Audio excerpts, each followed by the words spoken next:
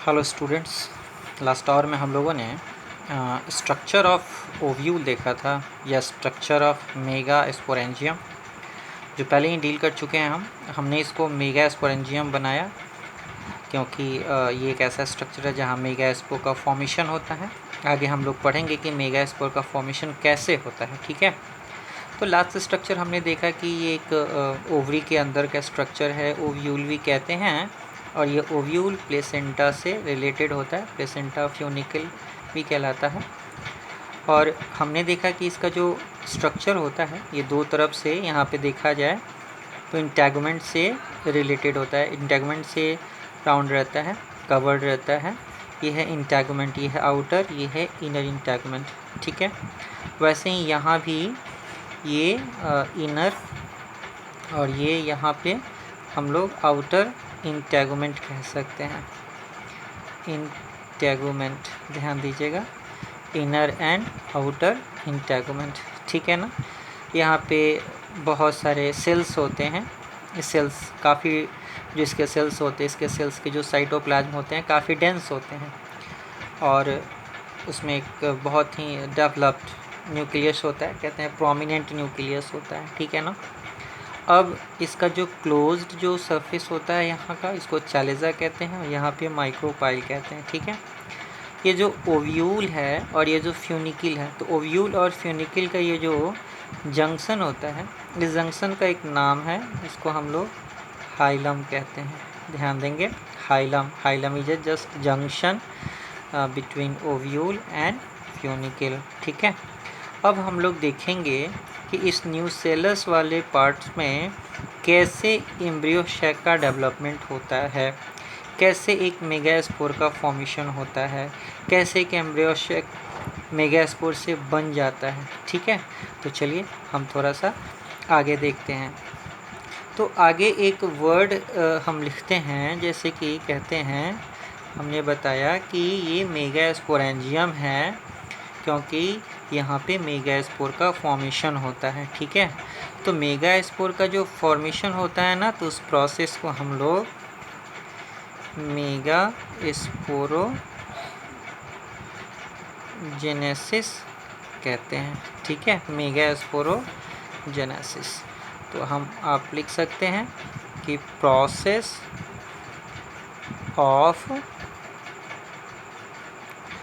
Formation of megaspore. ठीक है, process of formation of megaspore is called megasporogenesis. ठीक है, अब ये कैसे बनता है थोड़ा सा हम लोग इसको समझने का प्रयास करते हैं। तो देखिए, ध्यान दीजिएगा कि जैसे कि न्यूसेलस है, बहुत सारे सेल हैं और ये जो सेल होते हैं ना, इसके अगर हम एक सेल को, सिंगल सेल को अगर हम यहाँ पर लेकर चलें, अगर इसमें से एक सेल अगर हम निकाल कर लेकर आते हैं यहाँ पर, मान कर चला जाए कि हमने यहाँ पर एक सिंगल सेल ले लिया। ठीक है, ये सिंगल सेल यहाँ पे हमने लिया है और इस सेल में एक वेल डेवलप्ड प्रोमिनेंट न्यूक्लियस होता है, प्रोमिनेंट न्यूक्लियस होता है। ठीक है, इसको हम कह सकते हैं प्रोमिनेंट न्यूक्लियस, प्रोमिनेंट न्यूक्लियस।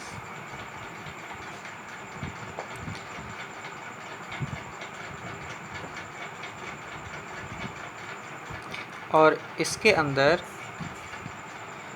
बहुत सारे डेंस साइटोप्लाज्म होता है, डेंस साइटोप्लाज्म होता है। ठीक है, ध्यान दीजिएगा, डेंस साइटोप्लाज्म होता है। ठीक है, अब यह जो सेल है ना, हम लोग इस सेल को एक नाम देते हैं, इसको हम लोग MMC कहते हैं। MMC पूरा नाम होता है मेगास्पोर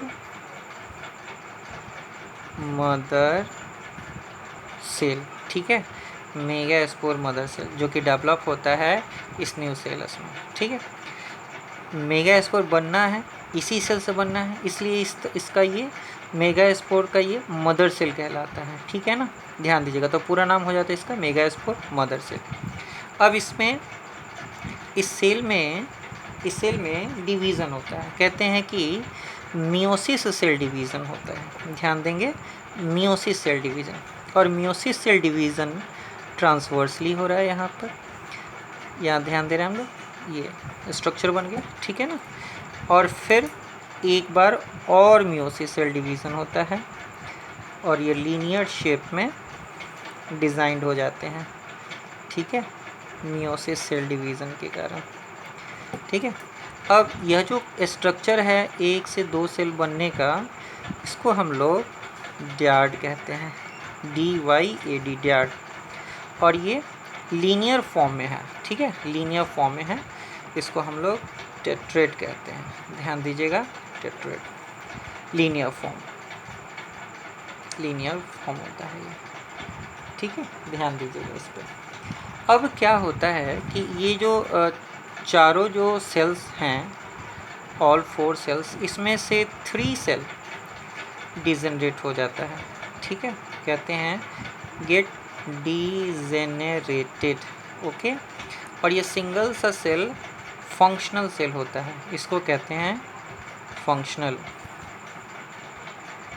ठीक है, फंक्शनल सेल। अब देखा जाए, यही एक फंक्शनल सेल जो है ना, यही फंक्शनल सेल जो है ना, एक मेगास्पोक का फॉर्मेशन करता है, ठीक है, मेगास्पोक के फॉर्म में डेवलप हो जाता है। और इसी इस फंक्शनल सेल से कंप्लीट एम्ब्रियो शैक, या यूँ कहें कि फीमेल गैमेटोफाइट का फॉर्मेशन होता है। तो आगे अब हम लोग देखते हैं स्ट्रक्चर फीमेल गैमेटोफाइट यानी कि एम्ब्रियो शैक का कैसे बन रहा है, ठीक है।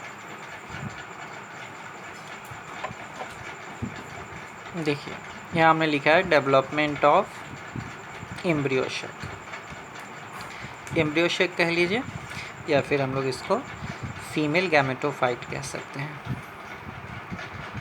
फीमेल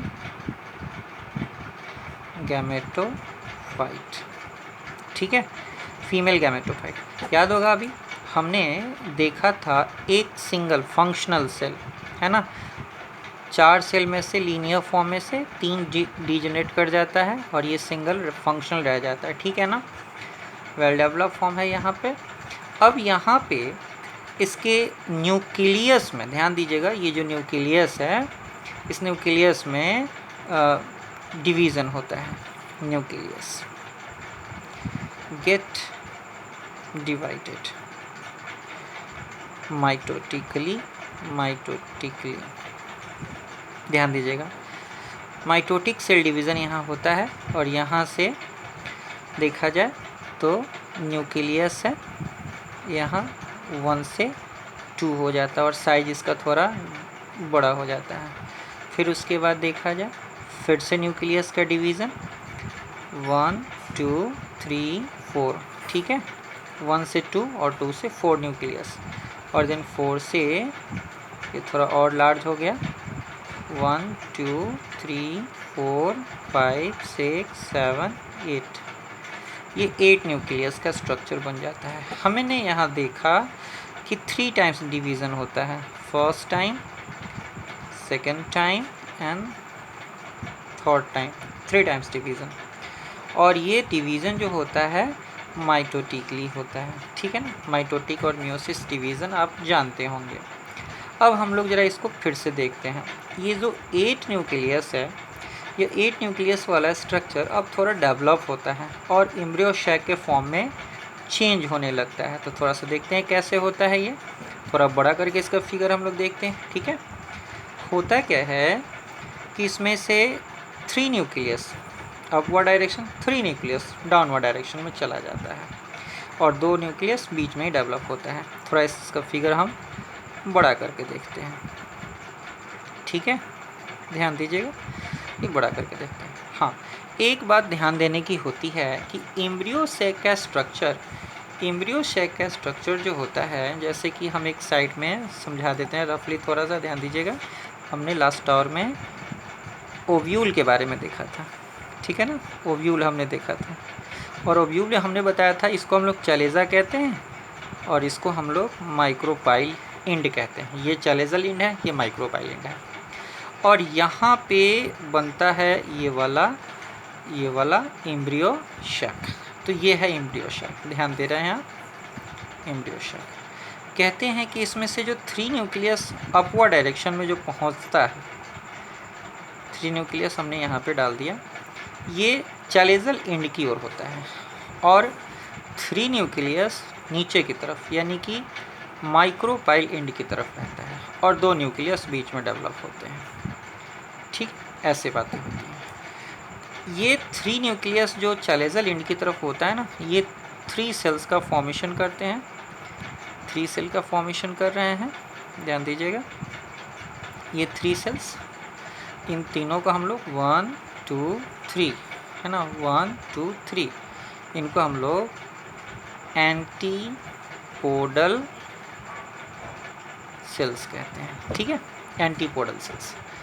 और यहाँ पर देखा जाए तो एक बीच में, फिर यहाँ पे ऐसे मानकर चलिए आप।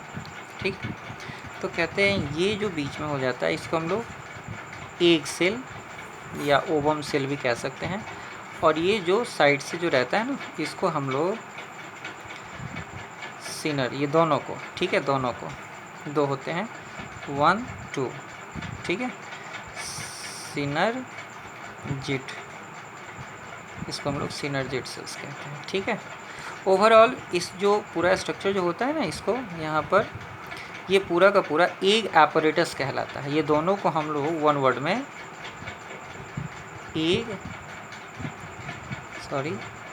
एपरेटस कहते हैं, एग एपरेटस। ठीक है, और ये बीच में जो 2 है ना, इसको हम लोग पोलर न्यूक्लियाई कहते हैं, पोलर न्यूक्लियाई, ध्यान देंगे हम लोग, पोलर न्यूक्लियाई। ठीक है, अब साथ ही साथ एक बात ध्यान देनी है कि यहाँ ये ऐसे हम स्ट्रक्चर तो बना रहे हैं, ध्यान दीजिएगा, ऐसे, और ये आप देखिएगा ऐसे, ये कंप्लीट जो स्ट्रक्चर होता है यहाँ पर, ठीक है ना, ये कंप्लीट एक बड़ा सा सेल है, सेंट्रल सेल ये कहलाता है। ठीक है, अब ये कंप्लीट स्ट्रक्चर किस चीज़ का हो गया भाई, ये एम्ब्रियो शैक है, ध्यान दीजिएगा, एम्ब्रियो शैक, जिसको हम लोग फीमेल गैमेटोफाइट कहते हैं। आगे हम लोग जब सेल ये फर्टिलाइजेशन पढ़ेंगे तो पढ़ेंगे कि हाँ भाई एंटीपोडल का क्या इंपॉर्टेंस है, पोलर न्यूक्लियाई का क्या है, एक सेल का क्या है, सिनर्जिड का क्या है, तो फिर आगे इन सब का डिटेल पढ़ेंगे।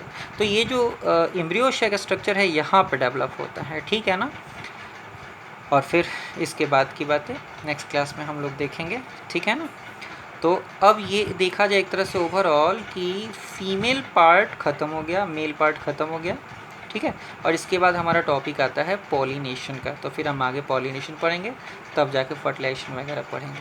ठीक है ना, चलिए सब्सक्राइब करते रहिए, व्यूज़ अपना देते रहिए, ताकि वीडियो आपको नेक्स्ट में मिलता रहे और हमें भी अच्छा लगे।